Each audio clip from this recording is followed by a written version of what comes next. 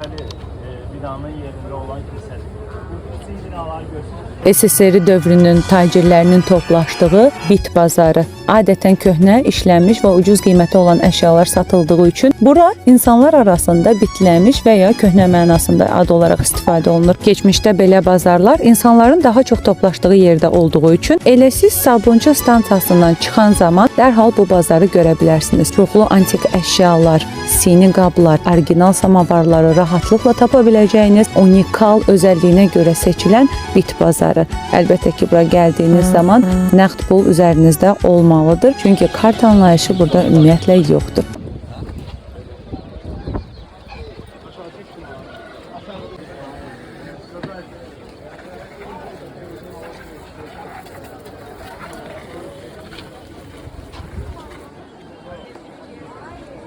Bir mantık arasında.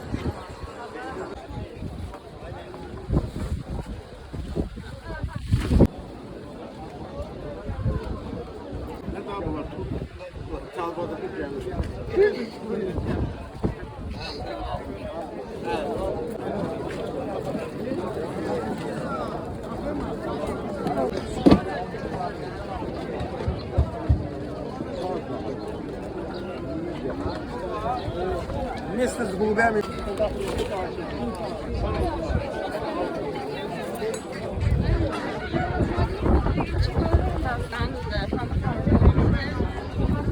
Большие бывают везде.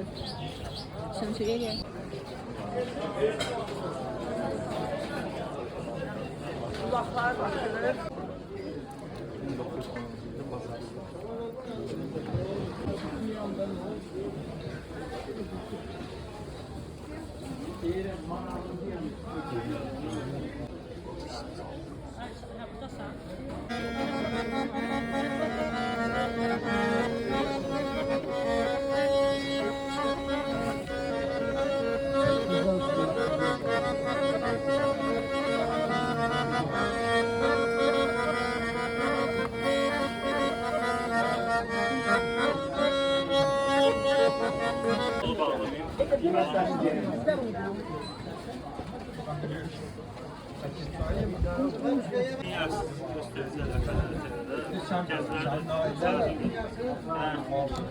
Vaqif Xəzər TV.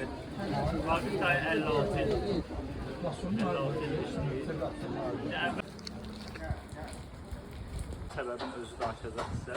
Amma 72-ci ildən yox, 1960-cı ildən. Bugün də göstərəcəklər. Fərhad da köhnə texnika ilə, hansı ki, Sovet dövrünün texnikasını işləyən yeganə optikasılardandır məncə. İlk şəhərdə mən nə qədər yeri gəzmişəm. Sırf bu texnika fevral 1972-ci il Azmet Texnika tərəfindən bura təyinat alıb. Niyə təyinat alıb? Çünki burada yaşayan həmin o Sovet hökumətini, Çar Rusiyasını, Azərbaycan Xalq Cümhuriyyətini devirən inqilabçılar Salğunçuda çox yaşayıblar.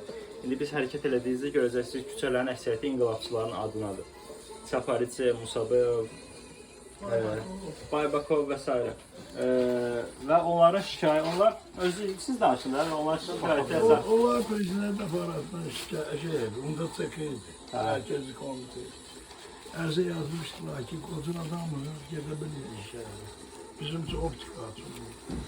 Nerede müdür dedi ki, alacak attılar. Yəqin ki, filmə hamı baxdı. Baxmayan var filmə? 6 dəqiqəlik, 6 dəqiqəlik. Dostlar, gəlin bura. O filmdə qeyd olunan mehmanxana buradır. Yəqin buranı görürüz. Burada şahmat olunurlar, inşallah. Tamam, gələcək. Hiçbirimiz bilmiyor. Neyse diyebilirsiniz.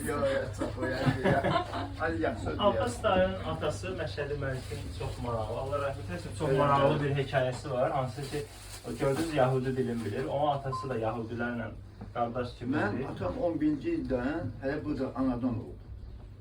Mən də 69 yaşım var. Burada anadan olmuşam. Burada Gültar məhəlləsidir hamısı.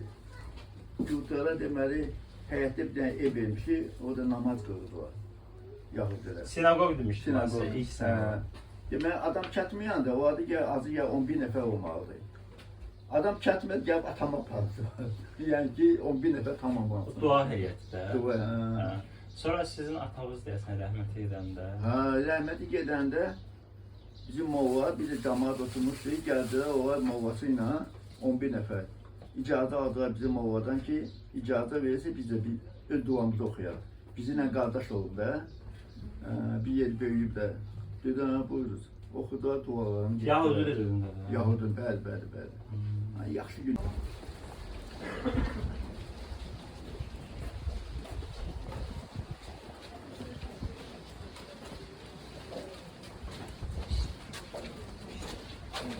Bilmemiştim. Bilmemiştim.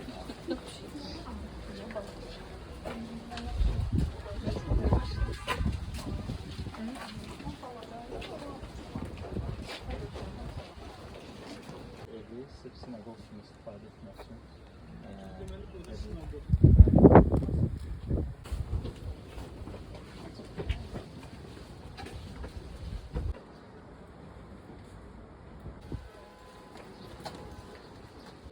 Değil, alt yaşayış evimiz. O kadar antenna vurulur ki, her dəfə deyəndə adam çoxsu qəribə gəlir ki, bu kadar antenna burada nədir? İndi biraz... Niye diyor bu gönül?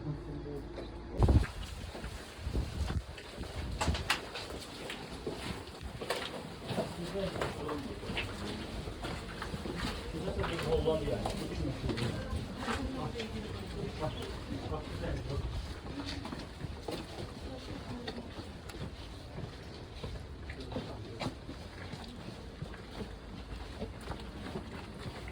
Görürsünüz.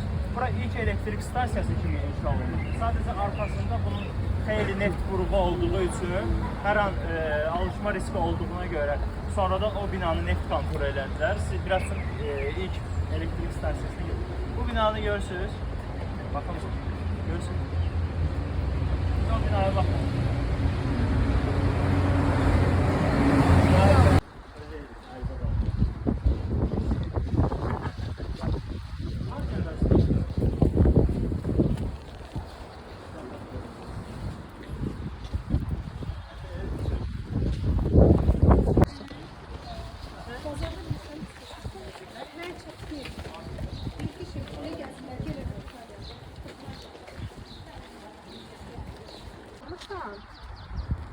Sağlıqda inşallah şeylərlə birinci mərtəbə əhəydaş ilə inşallah, ikinci mərtəbə kəndli.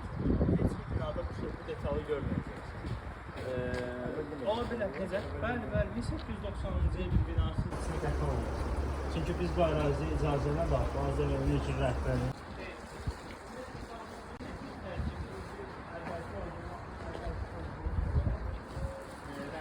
Nobelski городок.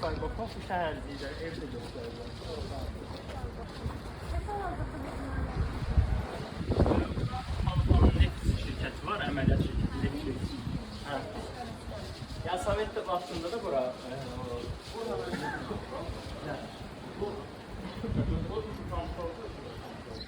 Artıq buradan... Ne?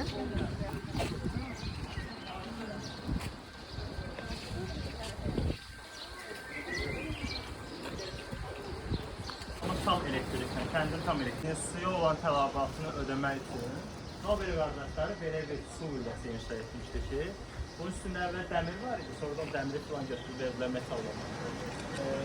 Hacı Qabulda, Ucarda, Kürdəmirdə dəmir yoluna geçsəniz, xeyli su qüvvəsi verəcək. Sumqayıtda da var, Bakı Xaçmaz dəmir yolunun üstündə də bir xeyli var. Su qüvvələridir. Su, bir dənə yol verin keçsin. Su nasosla vurulur gülləyə.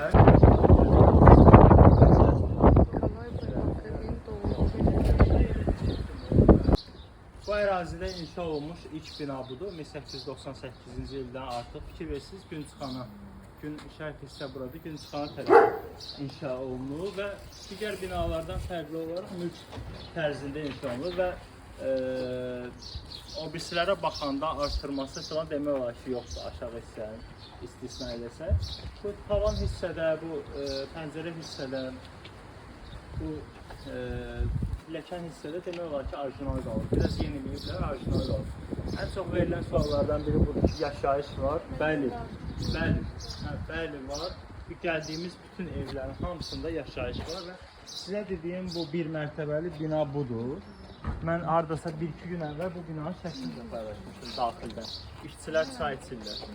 Sabunçu, Nobel qardaşlarının illik hesabatı var. İşçilər üçün ayrılan vəsait, çay pulu, abed pulu və s. Bura onların stalı olası, yeməkxanası. İndi gəlin biz düşəcəyimiz qapı. Bu binadır, stava yoxsa? Yox, bu. Baxın, bir mərtəbədir. Və bazaların hamısı bir istiqamətdədir. Peçlər olan bir istiqamətdədir. Bu yolun çəkilmə tarifi olduqca maraqlıdır. 1880-ci ildə salınıb bu yol və 1879-cu ildə fikir verin, biz bayaq bu görürsünüz təpədən düşdü yəni. Yaşıllıqdan görünmür,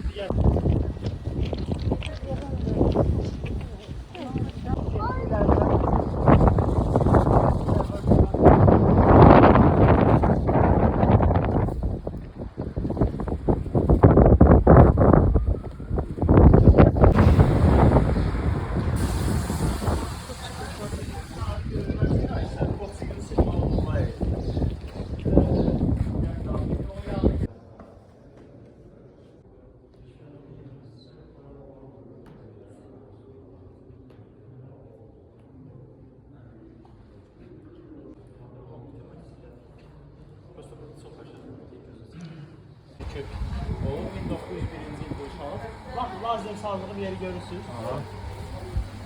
Bu tərəfə gəlsəniz, özlər mani olur. Medalyonun ortasında. Bəli, medalyonun ortasında BA yazılıb. Bəşir Aşurbəyov.